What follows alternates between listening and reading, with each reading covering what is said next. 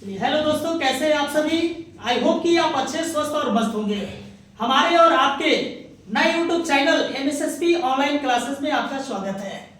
आज हम नया टॉपिक लेकर आए हैं। ये पॉलिनोमियल से ये क्वेश्चन है।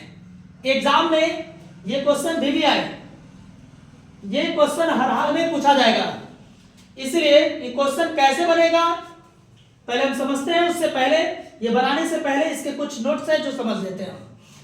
द्विघात बहुपद, यानी कि द्विघात बहुपद क्या होते हैं, तो घात दो वाले जो बहुपद होते हैं उसी को हम कहते हैं द्विघात बहुपद कहते हैं। और द्विघात बहुपद का जो व्यापक रूप होता है वो X square plus B X plus C होता है।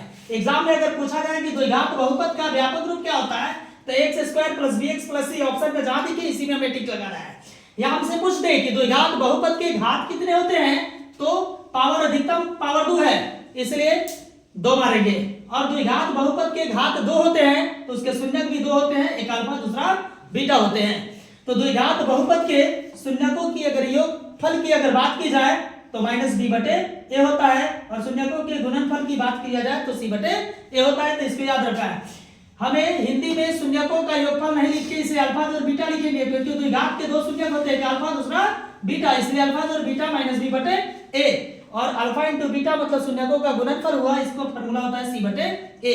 आइए हम समझते हैं। क्वेश्चन कहता है कि द्विघात बहुपद 2x² माइनस 8x प्लस 6 के शून्यकों का योगफल तथा गुणनफल निकाले। तो आइए, द्विघात बहुपद दिया है 2x² माइनस 8x प्लस 6 दिया है।